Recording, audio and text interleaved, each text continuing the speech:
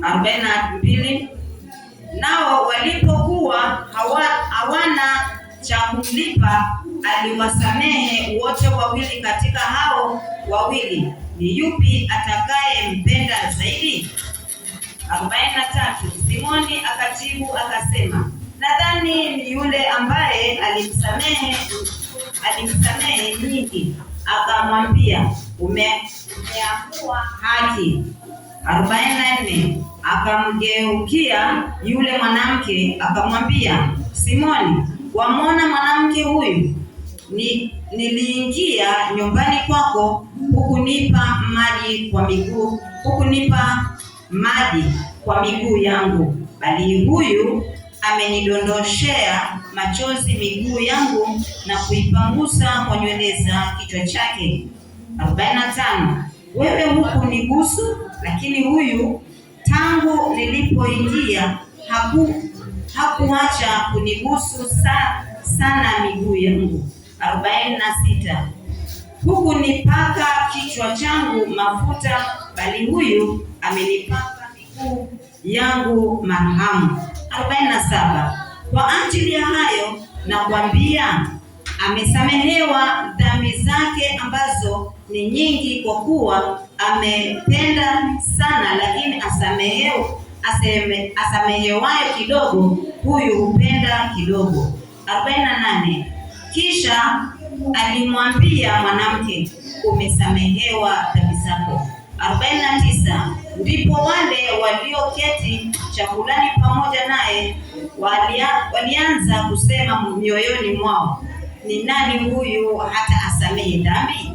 50. Akamwambia yule mwanamke, imani yako imekuokoa, enenda zako kwa amani. Baba, ninakushukuru mfalme wa mbingu na nchi. Tazama Baba, nimesimama mbele zako ni chombo tu Bwana. Naomba Baba ukaruhusu Roho wako Mtakatifu kapate kunena pamoja nasi. Ondoa yaliyo yangu na yako Baba, yakapate kudirika mahali hapa. Na sababu Roho Mtakatifu chukua nafasi, kwa jina la Yesu Kristo naomba na kuamini. Amen. Bwana Yesu asifiwe. Biblia inatuambia kuna mtu mmoja ambaye alimwalika Yesu. Mtu huyo akamwalika Yesu kwake aende wale chakula cha mchana. Basi Yesu akachukuana na wanafunzi wake akaenda kwa mtu ule. Mtu ule alifurahi sana, alikuwa na raha, na mtu ule alihakikisha katika mtaa ule watu wamejua kwamba Yesu amekuja ako kwake. Bwana Yesu asifiwe. Nakwambia tu leo hata president akikuja kwako, hata kama kuangi mtu wa pangana mingi, utahakikisha watu wamejua.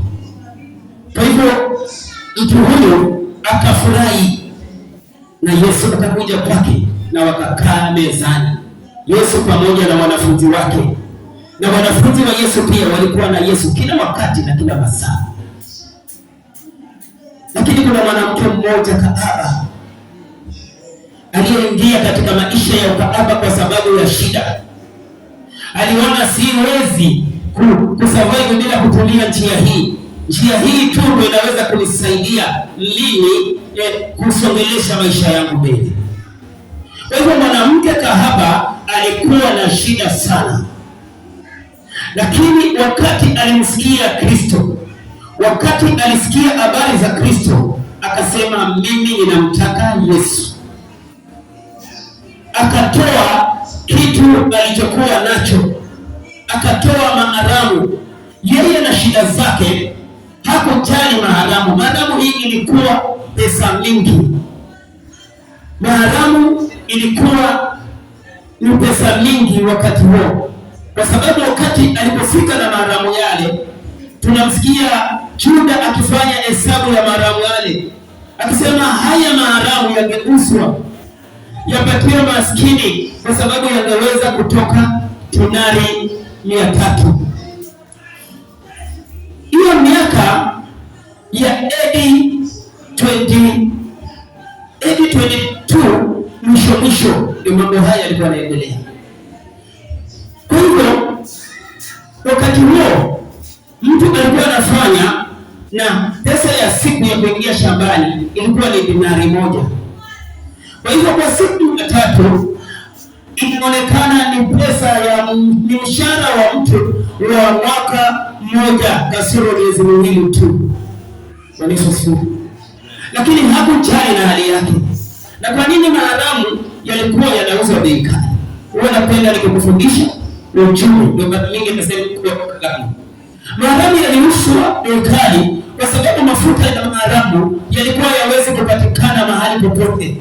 Mafuta ya maadamu yalikuwa yanapatikana India peke yake, na India kutoka India mpaka Israeli ilikuwa ni mbali. Na wakati huo hakuna gari, watu wanatumia ngamia, watu wanatumia punda, watu wanatumia farasi. Kwa hivyo kusafirisha mafuta yale kutoka India mpaka Israeli ilikuwa ni gharama, na mwanamke ule alihakikisha ameyapata ili kazi yake ya ukahaba ayatumie kwa kazi yake ya ukahaba. Maadamu kichipaka hapa, hata mtu akiwa changaba atayasikia. Kwa hivyo alikuwa anachipaka. Kila mwanaume aliyeingia katika mtaa ule alikuwa anamtaka Mariamu. Jina lake ni Mariamu. Alikuwa katika mtaa unaitwa Makadali. Ndio Mariamu alikuwa anafanya ukahaba kwa mtaa unaitwa Makadali. Kwa hivyo ndio maana walimuita jina lake Mariamu, na wakaimuita pamoja na mtaa huo, wakasema huyu ni Mariamu Makadalena. Yesu asifiwe. Mariamu akasikia, mimi namtaka Yesu. Haleluya. Mimi ninamtaka Kristo. Akakuja akasema, nimechoka na maisha haya ya ukahaba, nimechoka na maisha haya ya dhambi. Akaingia katika nyumba hile, akamkuta Kristo, akatoa yale maharamu, akaanza kumnyunyushia, akiwa analia na machozi ya kutondoka katika miguu yake, akiipanguza kwa nywele, akiwa anafanya jambo kubwa.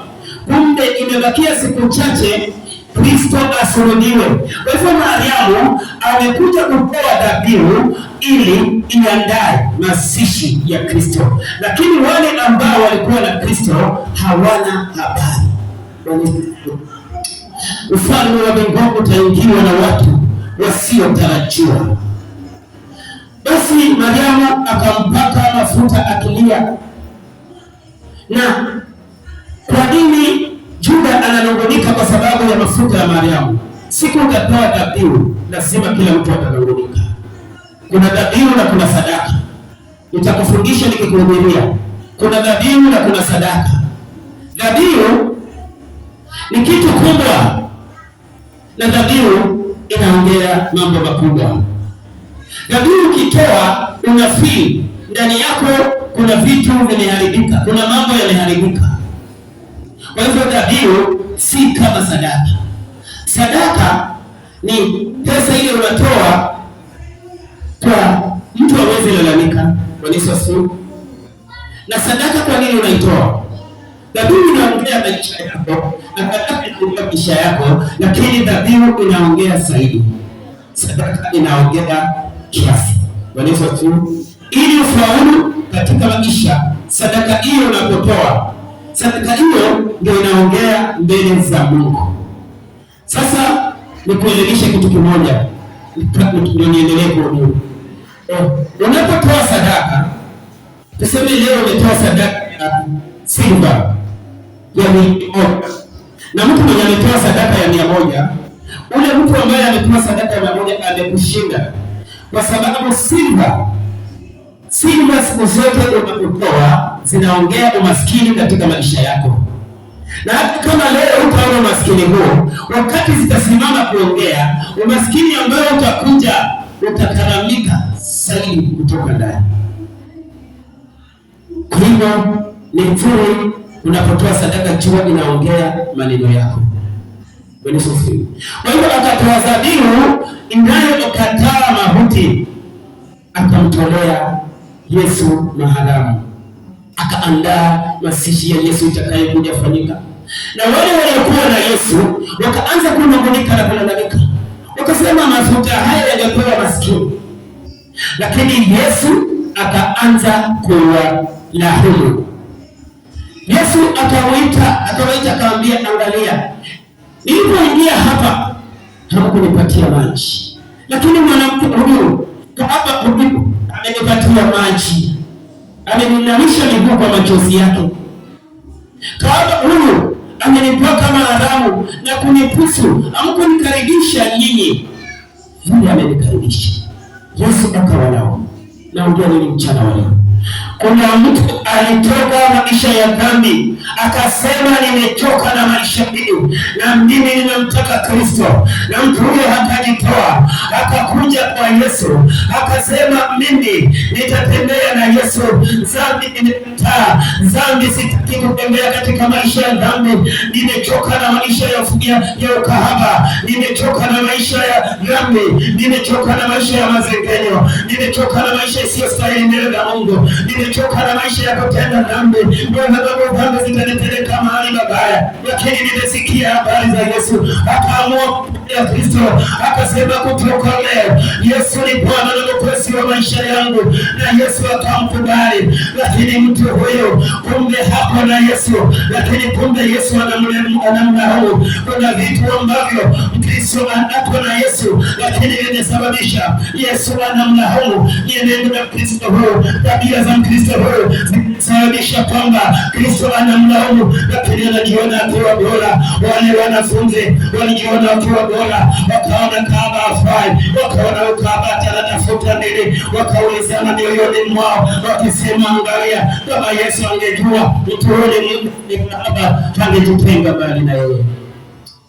Lakini hakujali, kahaba hakujali watasema nini, ya maisha yake.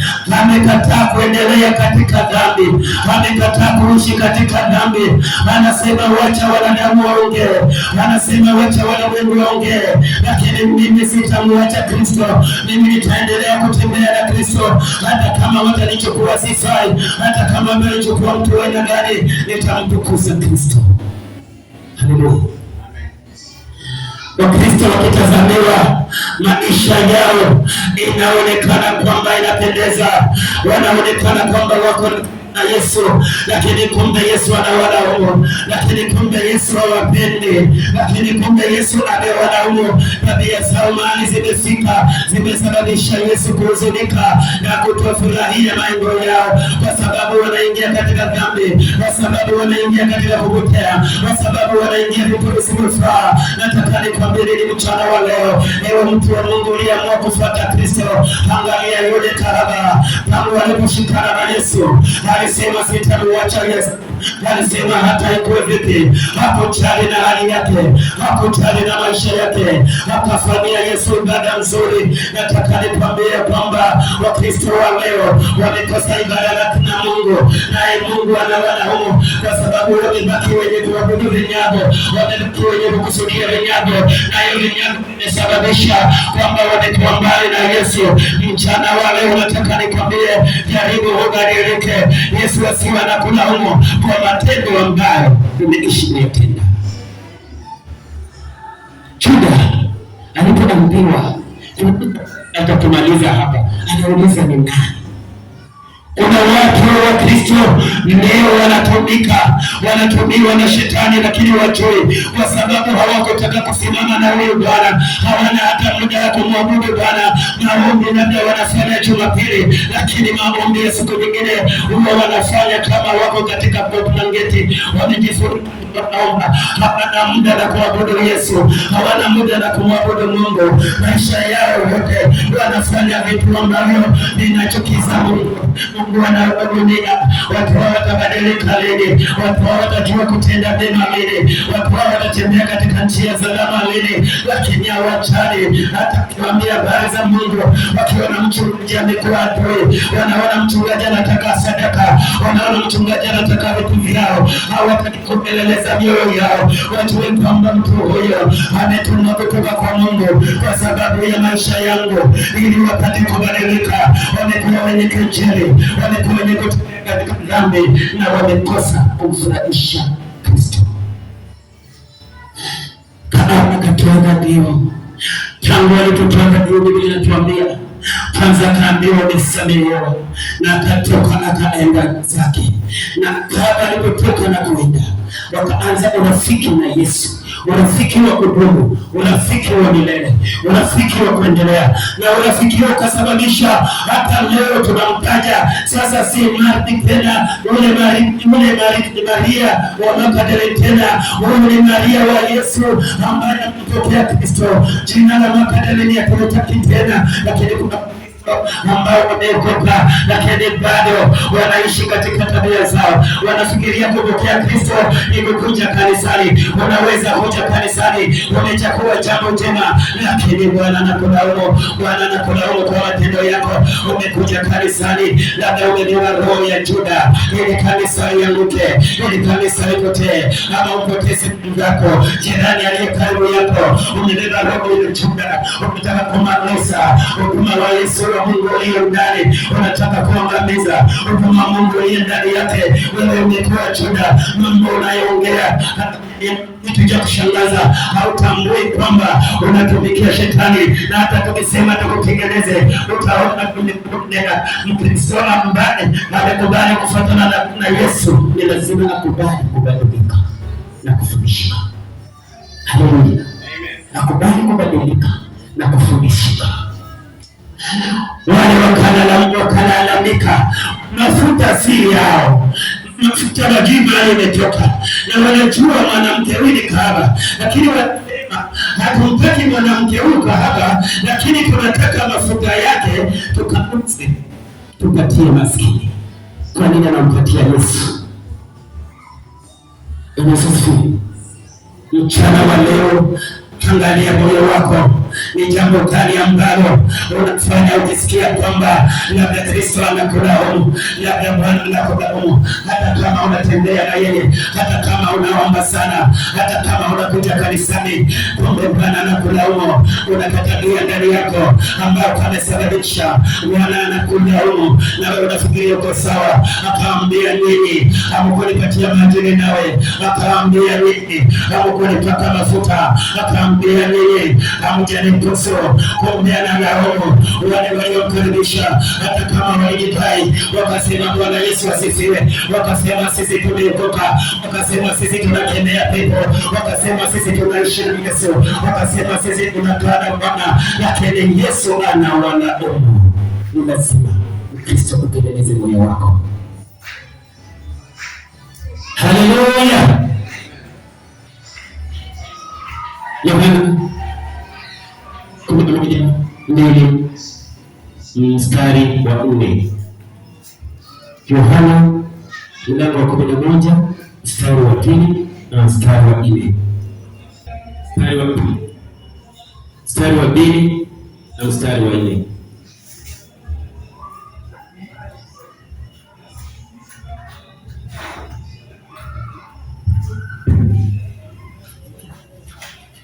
Ndiye Mariamu yule aliyempaka Bwana marhamu, akamfuta miguu kwa nywele zake, ambaye Lazaro nduguye alikuwa hawezi. 3. Basi wale maumbu wakatuma ujumbe kwake wakisema, Bwana, yeye ampendaye hawezi.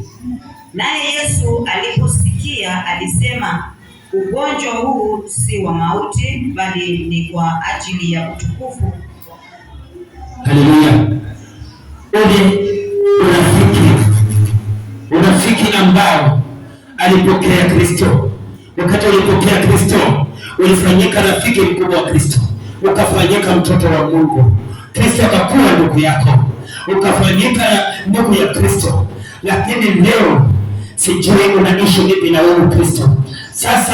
Sasa Maria ndugu yake leo amepata shida, amepata magonjwa yanaonekana ya kuangamia, magonjwa yanaonekana ya kupotea katika ulimwengu huu, lakini akamtafuta Yesu, akamwambia ndugu yangu hawezi kabisa, amelazwa, ndugu yangu anaangamia.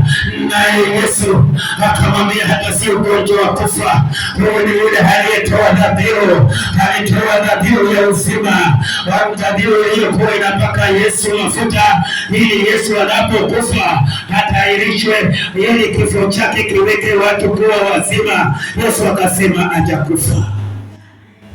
Kuna saa wakati unafika kwa shida, ukiwa rafiki wa Kristo, ni lazima uende umwambie Bwana, hapa kumeharibika.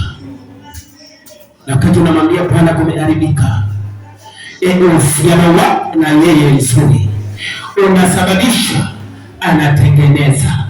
Bwana, watoto wangu leo ni wagonjwa, watoto wangu leo hawaendi shule. Bwana anashuka anatengeneza. Bwana, mambo haya yameniharibikia.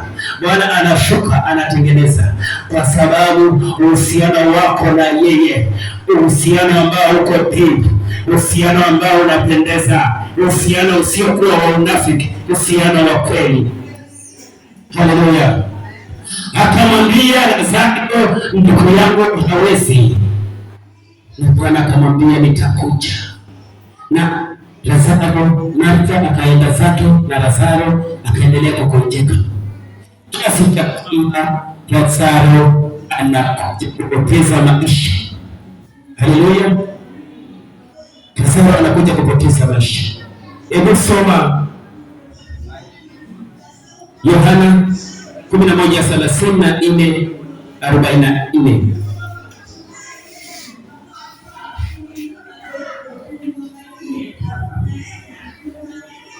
Akasema, mmemweka wapi? Wakamwambia, Bwana, njoo utazame. 35. Yesu akalia machozi. 36. Basi Wayahudi wakasema, angalieni jinsi alivyompenda. 37. Bali wengine wao wakasema, je, huyu aliyemfumbua macho yule kipofu hakuweza kumfanya na huyu asife?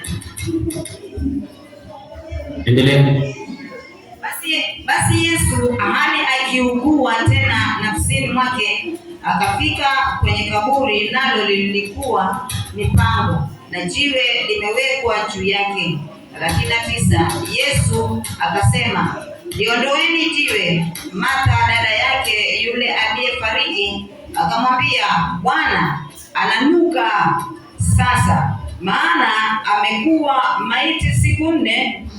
40. Yesu akamwambia, mimi sikukuambia ya kwamba ukiamini utauona utukufu wa Mungu? 41. Basi wakaliondoa lile jiwe. Yesu akainua macho yake juu akasema, Baba, nakushukuru kwa kuwa umenisikia. 42. Nami nalijua ya kuwa wewe wanisikia siku zote, lakini kwa ajili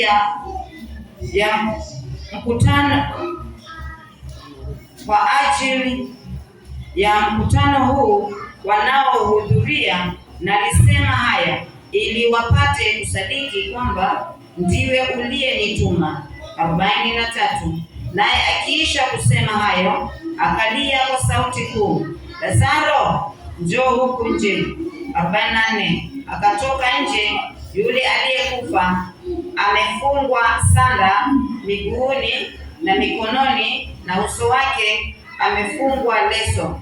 Na Yesu akawaambia, mfungueni mkamwache aende zake. Haleluya. Biblia inasema mara baada ya kutoka huko Yesu hakukuja. Kuna wakati mwingine Mkristo anaweza kumhitaji Mungu kwa jambo fulani, na kumbe Mungu ana muda wake wa kuja kulitengeneza, lakini Mkristo huyu anaweza kuachana na njia za Mungu kwa sababu ya haraka zake. Haleluya. Kumbe Mungu huwa ana muda wake, na muda wa Mungu huwa ni muda unaofaa.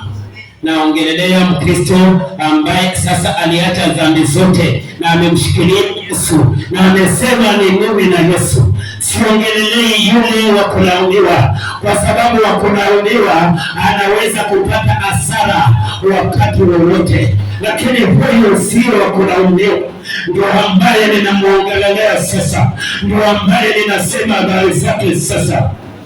Haleluya. Akakuja Lazaro, mambo yake yaliisha. Biblia inasema na Yesu akalia. Bwana Yesu asifiwe. Hizo ni roho za confusion na zishindwe kwa jina la Yesu. Weka akili yako katika neno. Kuna mtu anaibiwa neno lake asipochunga. Yesu alipofika, Biblia inasema Yesu akalia. Hiyo ni fasi katika Biblia yote, ukiambiwa fasi ambayo ni fupi ni hiyo. Yesu akalia ni fasi fupi kuliko fasi zingine zote. Haleluya. Nilikwambia na kufundisha nilikuhubiri. Yesu akalia. Na Yesu alipokuja, kuna watu ambao walimwangalia wakasema, na huyu mtu aliitwa hakukuja. Na wakashangaa wakasema, mbona si yule aliyemponya yule mgonjwa macho? Haleluya. Si yule aliyemponya yule mgonjwa macho, mbona hakuweza kumfufua Lazaro? Maneno ya kuvunja moyo, maneno ya kurejesha Kristo nyuma. Kuna Wakristo kwa sababu wako simama walifunga mmoja na wakaacha, na leo wako katika ulimwengu ule. Kuna roho za vizuizi unapopokea Kristo, unaposimama na Kristo. Kuna roho za vizuizi kwa yule aliyesimama na Kristo katika kweli. Kuna watu watatumika kwamba usisonge mbele. Kuna watu watatumika wewe usipate uzima wa milele. Kuna watu watatumika wewe kukuvunja moyo uachane na kanisa. Ndio ile kanisa hilo. Hata yule mama na vitina siwezi enda pale. Haleluya. Kwa hivyo wakasema huyu angeweza kumsaidia huyu, na Maria hakujali, aliendelea kumtegemea Kristo. Hata ndugu yake alipokufa hakujali kama Yesu kuja.